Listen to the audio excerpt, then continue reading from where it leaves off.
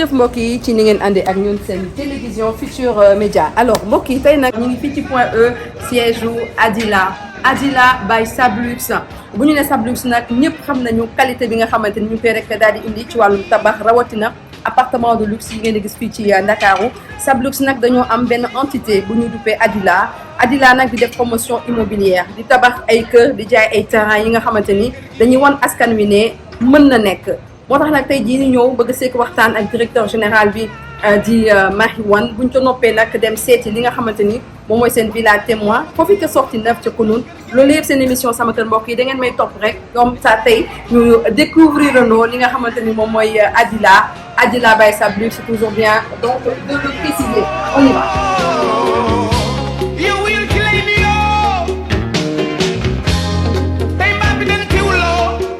Bal guddi gi sonal la mbaa jàmm nga yelloo mbaa xel nga yeewoo mbaa xam nga ki ngay fontoo yow mbaa seytaane bi jiitalu la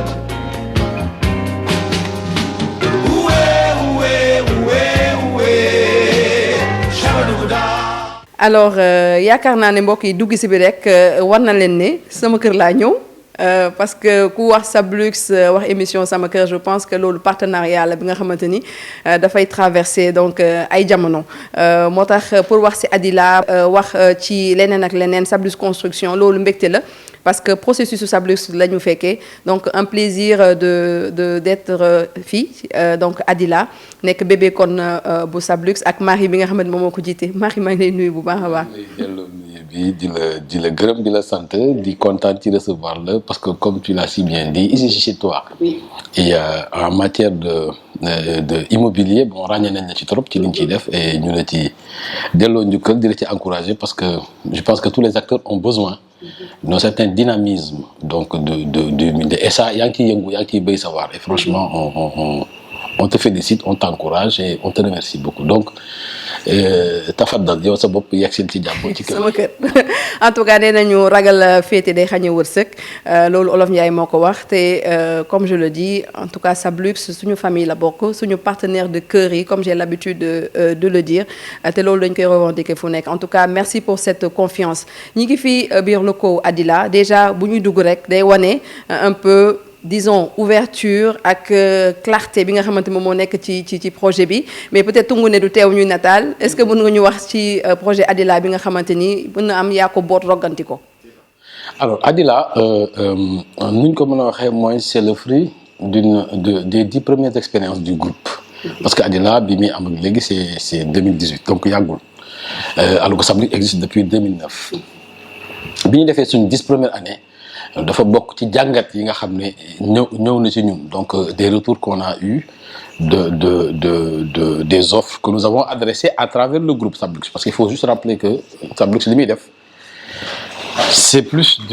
des offres de standing d'appartements aux normes au standing plus ou moins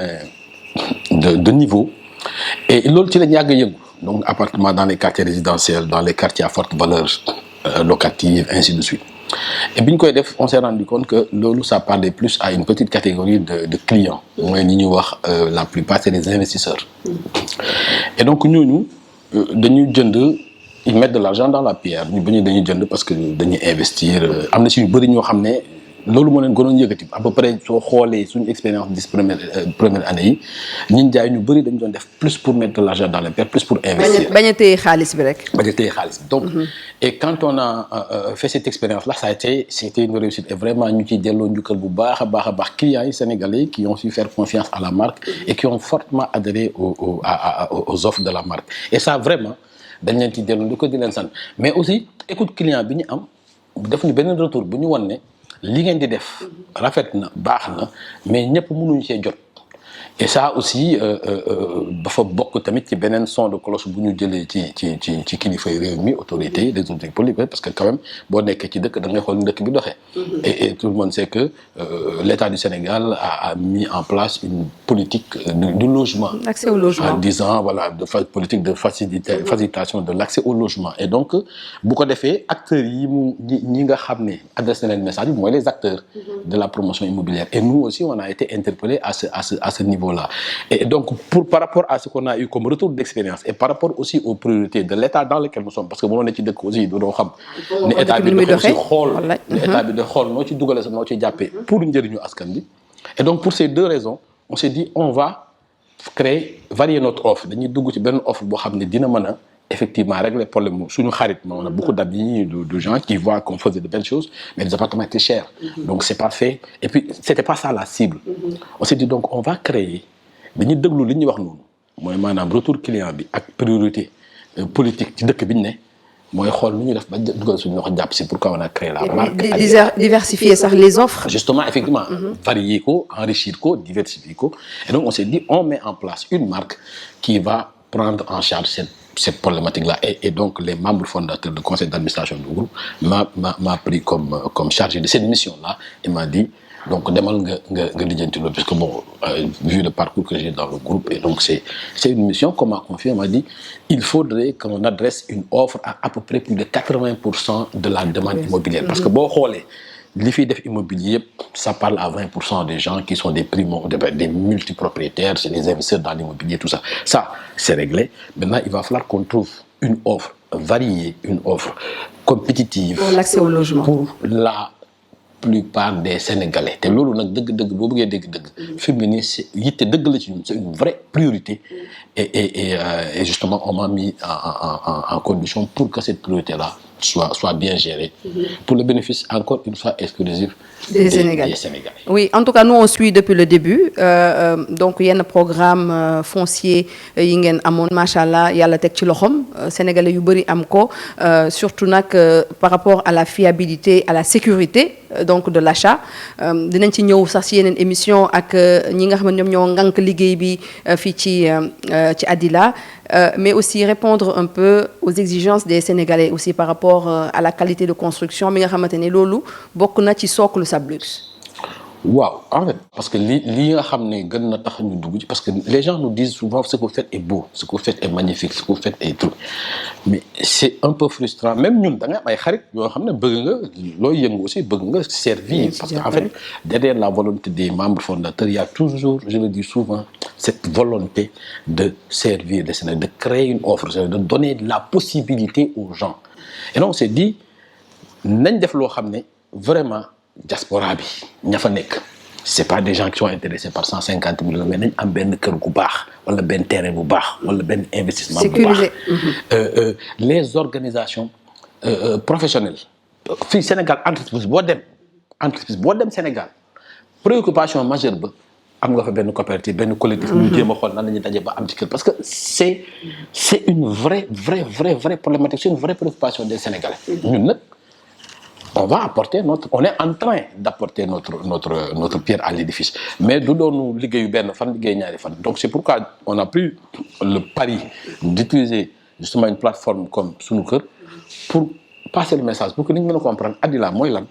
fan la jëm lu ko yëkkati lu ko sumb ak ci lan lay yëngu et pourquoi donc vraiment on aimerait qu'à travers cette émission-là qu'on puisse rendre cela très clair. Tout à fait. Dans la tête des Sénégalais. En tout cas on va déjà dem xool benn programme Jamali ci route sortie 9 la voilà sur Kounoune parce que aussi on a besoin de voir la qualité également de la construction dañuy wax social ñu bëri dañuy foog ne que haut de gamme dafa am c'est-à-dire que lu bas de gamme rek lañ fay def yooyu dinañ ko dem xooli léegi ak Mahiwan n'est-ce pas? On peut on y va.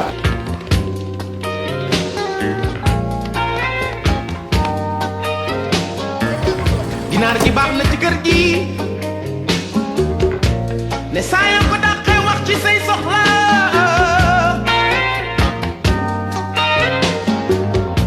muus mi baax na ci kër gi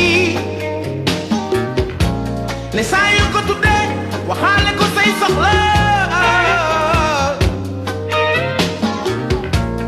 gan gi baax na ci gune kër gi ne lu fi reer ñu foog ne maam yaa waxtaan ak ñoom a gën a yomb waxtaan ak borom kër gi ne saa yoo ko tuddee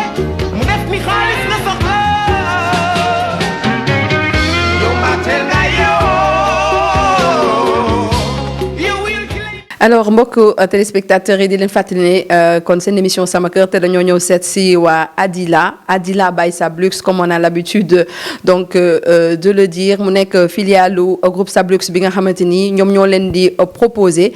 li nga xamante ni moom mooy promotion immobilière mais bi nga xamante ni mun nañu wax ne poste yu nekk mën na ko rek daal di attan ndax ay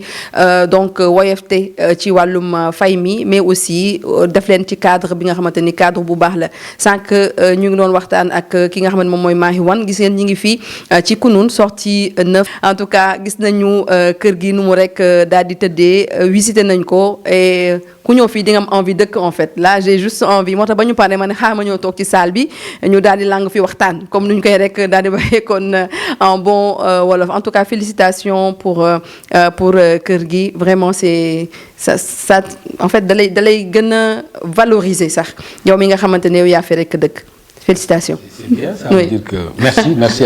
merci encore. Mais ça veut dire aussi quelque part que am na benn objectif bu ñu atteindre parce que Jamali, ce programme-là s'appelle Jamali. C'est un programme de 46 villas qu'on a initié en 2019. Et donc on est en train de livrer les villas par phase parce que ñun ni ñu jaayee mooy nit ku ne boo ñëwee heure bi nga ñëw. Donc on comptabilise la durée de construction de ton contrat qui peut varier entre 1 et 2 ans et après au bout du compte boo paree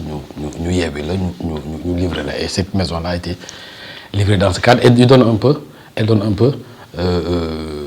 le modèle. L'idée globale de ce qui se yi ngeen am ci yeneen kër et je disais donc bu ma sukkandikoo ci sa wax mooy objectif bi atteindre nañ ko parce que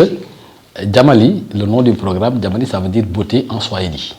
Donc si vous trouvez que c'est beau, donc ça veut dire quelque part que c'est un objectif qui est atteint. En tout cas, les clients sont très satisfaits de leur produit. En tout cas, moi j'aime bien surtout jardin bi parce que c'est important boo defee sa dëkkuwaay ba pare nga bàyyi ci xel li nga xamante ni moom mooy espace vert bi sa biir kër. Donc man vraiment j'ai aimé donc partie boobu mais aussi décoration bi nu ñu ko defee franchement chapeau comme on dit. Et c'est une maison. Ce qu'on appelle, ça c'est des modèles, ce qu'on appelle une maison économique. Donc modèle économique, le rapport qualité-prix est très convenant, il est bien, il est apprécié. Et ici, kër gi 3 chambres là, il y en a 4 chambres là, il y en a un modèle en 3 chambres, ainsi de suite. Donc et comme vous avez vu, il y a encore, c'est la première expérience de Sablux en matière de villa. Ça aussi, il faut le comptabiliser dans notre essor et comprendre que le deuxième programme qui est juste à côté qui s'appelle Mahalia qui est une grande sœur Mahalia qui veut dire aussi princesse en swahili. Donc Mahalia ça va être un programme de 38 villas c'est toujours sur 1 hectare 38 villas mais avec une amélioration qui a pris en compte les remarques qu'on a eues sur ce premier programme parce que Sablux aussi ñun Adila de façon générale c'est comme ça qu'on marche. Un pas devant l'autre et le premier pas permet de corriger, d'améliorer un peu le deuxième pas. Et ça a été le premier pas. Et globalement, il faut dire que nit ñi kontaan nañu. Et ni ngay joxe maanaam ni ngay verser noonu lañ lay tabaxale. Da ngay dugg di fay pendant que ñu tabax. Et bi ngay dugg di nga xam durée tabax bi ñaata temps la li ngay jënd ñaata lay jar et anamu décaissement yëpp nan lay répondre loolu mooy VEFA. J'entre dans un contrat, je sais que je vais être livré dans 2 ans, je sais que je dois payer tel prix et je sais que les appels de fonds sont calés sur telle échéance. Bu loolu lépp leeree nag après tu exécutes. Et bu sa échéance jotee sa délai bu jotee ñu libéré la. Quelquefois il peut y avoir nit ki xaw a tardé donc délai bi xaw a yokk tuuti mais c'est des petits réglages comme ça c'est une aventure, c'est une expérience que les gens apprécient. Li ñu gën a tàmm nit ñi li ñuy laaj il faut le dire aussi les gens demandent beaucoup de location-vente. Oui, location-vente. Parce que ci jamono toll moo gën a ànd ak mën-mënu nit ñi ça il faut le dire. Mais location-vente dafa am ay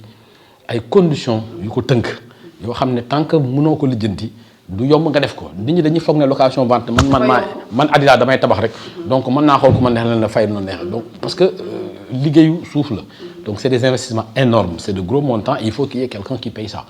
Et loolu ñu ngi nekk di ci xalaat nag ay xalaat yu sori. Vraiment bokk na ci point d'innovation yi nga xam ne Sablux groupe bi mu ci yëngatu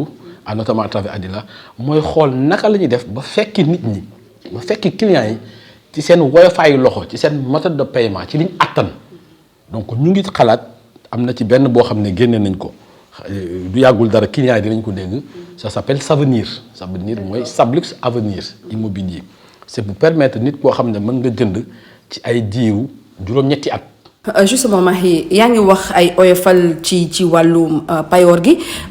est-ce que mën nga ñu expliquer un peu lan mooy avantage u tey un sénégalais mu mën a jege Adila. En fait Dieynaba c'est plus par rapport aux solutions xam nga dañ ne kër moom boo ko bëggee da ngay kër yi et kër yi mooy avoir un certain nombre de solutions yoo xam ne bu ci ne mën na laa mën a yóbbu ci yoonu jënd kër dafa am ñoo xam ne kër yoo xam ne pare nañ boo ñëwee léegi jënd léegi dem sa yoon mais am nañ yoo xam beneen stratégie boo xam dañ ko teg mooy nga mën a am sa kër ci ñetti at ñeenti at wala juróom-benni at gën gaa bëri en quoi faisant naka nga koy defee mooy maanaam da ngay ñëw léegi nga jënd terrain ku mën a jënd terrain di ko fay ci ñetti at wala ñeenti at mu lay dikkee 250 000 wala sax moins wala sax 175 000 boo ko jëndee ba ñeenti at yi mat terrain bi yaa ko moom boo jëlee si terrain ba moom ko ñun Adila li ñu lay def mooy dañ lay accompagner boo demee bay pare dañ lay wax ne léegi de puisque yaa ko nar a moom voilà plan bi ñu lay proposé bu ñu la proposé plan nga nangu ko ñu jël la ak sa kayitu kër goo xam ne léegi hypothèque la titre foncier la yaa ko moom jaay nañ la ko bindal la ko bañ jox la ñu yóbbu la ci partenaire financier bi defal la sa plan partenaire bi xool plan bi saytu ko mu valider ko ne man de dinaa la accompagner lebal le temps. maanaam ba léegi yéen a leen di accompagner. ba léegi lépp opération bi ñoo koy accompagner. mu financer opération bi ñu tabaxal la jox la say caabi bu ñu la joxee say caabi nag Dieynaba li am solo mooy li ñuy wax en politique de logement da ngay transformer sa la nga doon fay luwaas nga koy transformer en redevance acquisitive. c'est ça qui est important loolu moo am solo ci stratégie boobu. locataire kuy jënd kër ñi ci bëri ay locataire lañ doon mais dañuy dem ba finalement loyer bañ doon fay moom la ñuy yóbbu jox ko ca banque ba fekk na dëkk nañ seen kër banque bi di leen fayee ko. ñu am seen kayitu kër. stratégie bi maanaam lu ci loolu ci noonu la noonu la. maanaam daal ci tënk. loolu am na solo mais léegi bu nekkee sénégalais bu nekk à l'étranger parce que man dama leen di faral moom sénégalais à l'étranger est-ce que bu ñu bëggee ci genre programme boobu. loolu ba tey mën na ne. ñaara mën am en fait ñoom sax d'ailleurs ñoo gën a tax ñu concevoir ko parce que loolu pour ñu nekk ci diaspora bi ñi nga xam ne am nañu possibilité fay ay 200 000 300 000 par mois loolu du problème ci ñoom mais lii problème mooy ku ñu wóolu ak bugguñ am na sax ñoo xam ne dañu bëgg a jënd kër mais bugguñ jaar ci banque. loolu yëpp am na c'est-à-dire que ñi nga xam ne dañ jënd te newuñ fi ñëpp mën nañ leen jëlal seen kër di leen ko luweel di leen ko sàmmal ba keroog ñu soxla ko wala ba keroog ñu ne ñu ñibbisi mais loolu yëpp politique la maanaam li mu ëmb dafa bëri te comme ni ñu koy waxee lépp mënuñ ko wax ci benn fan mais daal ku ci bëgg a xam leneen la leer na jokkoo ak ñun rek wala mu jokkoo ak yow sax mën nga ko ci mën nga ko gindi wala nga teg ko ci yoon voilà c'est ça. léegi modèle bi moom xanaa doo leen ko dupliquer ci région yi. très bien maa ngi lay remercier bu baax ci question boobu. parce que c'est important c'est un point qu'on aborde maintenant mais qui est encore plus illustratif mooy gën a mën a nit ñi comprendre lu tax Adila am. parce que Sénégal tous les promoteurs sont à Dakar. mais ñun dañu ne bokk na ci li tax ñu génn xam nga sànq maa ngi lay wax ne jàngat bi indi Adila benn ci suñu expérience de retour client. ñaar ci taxawaay bu entreprise war a am ci soutenir action état quelle qu'elle soit pour mën a jàppale nit ñi ci li ñu ci woyofaayu dundin gi. mais il y avait aussi une troisième raison c'est-à-dire qu'on s'est rendu compte que il y a personne à l'intérieur des régions yow bu dee sénégalais nga nekk New York nga nekk France nga nekk Thaïlande foo mën a nekk mais Dakar n'intéresse pas forcément tous les gens. Quelqu'un qui a quitté Kaolack qui a quitté Louga qui a quitté Saint-Louis qui a quitté Thiès qui est allé aux États-Unis depuis 25 ans mais buy ñibbi si moom Dakar intéressé wu ko mais problème am mooy aussi mais amul feneen fu mu mën a y a pas d'offre en réalité ce qu'il faut dire c'est que une de nos préoccupations en tout cas un des grands défis de Adila c'est de participer à faire varier l'offre en termes de qualité, mais aussi en termes de quantité. C'est-à-dire que dans les régions, qu'on puisse faire que de sorte que doomi Sénégal bi nga xam ne Dakar intéresse ko mën a jënd. Et puis mën a am possibilité parce que autrement on l'expose à devoir trouver les moyens lui-même de monter son projet avec tout ce qu'il y a comme risque de déperdition ou de naxsaay comme on dit. Donc loolu c'est important Dieynaba de le préciser. Adila et pour résumer notre mission, Adila sa mission la mission que lui a confiée le conseil d'administration du groupe, c'est de faire de la promotion foncière et immobilière dans les pôles urbains et les régions. maanaam njaayam suuf ak njaayam kër ci pôle urbain yi nga xam ne mooy Dakar parce que Dakar boo génnee Dakar donc tout ce qui est pôle urbain ak région yi. Et dans ce cadre, j'ai vraiment le plaisir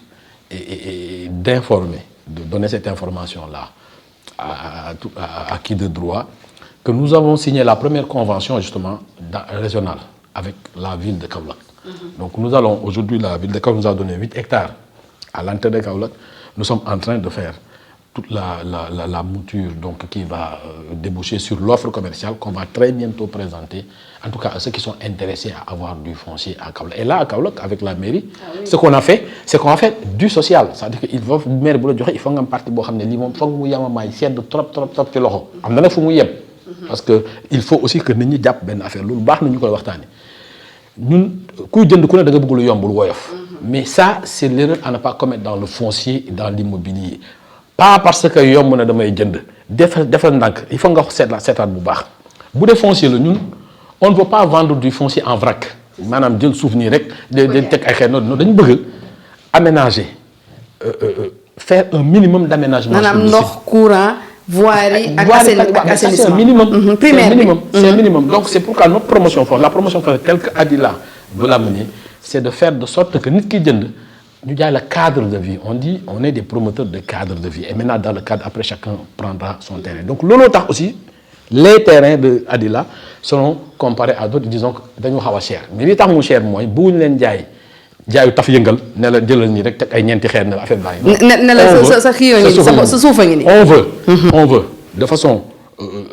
physique joxe benn cadre bu baax physique et de façon administrative joxe aussi ay titres yu baax maanaam mu doon titre foncier boo xam ne voilà. Donc on veut faire de sorte que le client sente que buy jënd confiance banque fi et puis on lui donne toutes les garanties pour qu'il puisse se sentir vraiment. Mooy fiabilité ak sécurité. Waaw ça c'est la partie promotion foncière. La partie promotion immobilière naka noonu même chose parce que ce que les gens oublient c'est que le foncier l'immobilier est en train de monter mais du promoteur mooy xëy rek ci coobareem ak sagom ne tey dama bëgg a yokk say marge non il y a des intrants il y a des coûts yoo xam ne boo xoolee 4 dernières années yi inflation bi am ci coûts yi kenn mu la wax nu mu toll donc loolu il faut que promoteur mënu ko supporter. Parce que comme je dis souvent, un promoteur, un entrepreneur, il crée une entreprise parce qu'il a identifié un besoin qu'il va satisfaire, mais parce que la satisfaction de ce besoin crée aussi une satisfaction lui parce que ça lui fait gagner de l'argent. Donc ça, il faut qu'on respecte ce principe. Une fois qu'on l'a respecté, promoteur lui aussi xam savoir raison garder. Maanaam bañ a ëppal. Marge yu bari. Bañ a ëppal. Parce que boo ëppalee tamit finalement client bi ngay xaw a toroxal ci loolu. Loolu je pense que Sablux ñëpp d'accord ne en termes de on ne dit pas qu'on est les plus beaux, on ne dit pas qu'on est les plus intelligents, on ne dit pas qu'on est les plus... Non, on dit simplement que nous voulons nous placer dans la présentation de l'offre qualité-prix la plus compétitive. Toujours non la ñuy yëngatu. Appartement bu ñu jaay boo xoolee dafay am appartement offre entre qualité-prix kër yi noonu maison yi noonu mais lépp lu ñu ci mën def mooy faire de sorte que nit ki bu jëndee du rëccu. moo tax nag souvent jënd bi dina xaw a dis dana c'est terrain bi dafa cher parce que lii machin parce que on veut vous vendre un cadre de vie. On veut vous vendre des maisons qui comme ni nga ko gisee nii am na un minimum du livre social économique la il faut nga def ci am na ci un minimum de confort. Voilà. De confort parce que dëkkuwaay dafa fort quoi parce que c'est vraiment c'est mettre sa famille à l'abri c'est être à l'abri c'est ne plus avoir à se dire fin du mois damay fay loyer c'est sans lever ce stress là et surtout sécuriser son bâtiment de plus cher en tout cas dañuy wax généralement que ne que bu nekkee da ngay liggéey wala sax nit ci boppam dafa war a am sécurité sociale boobu am kër ci la bokk donc mun nañ wax tey ne Adila sénégalais fu mu mën a nekk fii ci réew mi wala ci biti réew mën nga leen accompagner pour ñu am donc du foncier ou bien ñu tabaxal leen kër ci ay conditions yu mucc ayib tout en leur garantissant la sécurité c'est bien ça si tënk. La sécurité à tous les points de vue. C'est ça à tous les points de vue c'est bien ça. li ngeen di liggéey qualité bi mu am moo tax ñun ñuy sawar di ànd ak yéen ci liggéey bi comme ni ñu ko waxee Sablux réputation moom mooy kon wàllum tabax ba pare jaarale ko ci yoon donc bu ñu indee Adila pour damit def standing mais aussi économique dañ ciy rek daal di sawar parce que aussi émission Sama Kër moom mooy permettre sénégalais yi ñu mën a am les bons plans te lii ci bons plans yi la bokk. Émission spéciale bi ñu doon amal ak waa Adila by Sablux comme on a l'habitude de le dire de toute façon Mahiwan jox nañu ndigal pour inchallah ci émission yi di ñëw ñu jox leen les bons plans lan moo war a tax ngeen mën a kon liggéey ak waa Adila lan moo war a mën a tax ngeen kon bàyyi xel ci seen ay programme mu nekk ci njaayum suuf bi wala ci kon njëndum kër gi naka lañ leen di accompagner ba ngeen mën a dugal seen xaalis fu wér fu wóor maanaam sécurité am ci ndaxte titre foncier la lu jëmi tamit ci wàllum aménagement mu nekk lu mucc ayib ndax viabilisation également bu baax loolu yëpp incha allah ci suñu yeneen émission sama kër danañ ko gën a faram fàcc fii ba weeru août di ngeen am ay nouvelles donc Adila ñoom sax dañuy ànd ak ñun ci Abidjan foofu nga xamante ni foofu la ñuy amal les journées donc de l'habitat le 14 15 16 juillet prochain loolu ci Abidjan lañ koy rek daal di amale mais nag dañ leen di remercier bu baax ñoom waa Sablux waa Adila ci accompagnement bi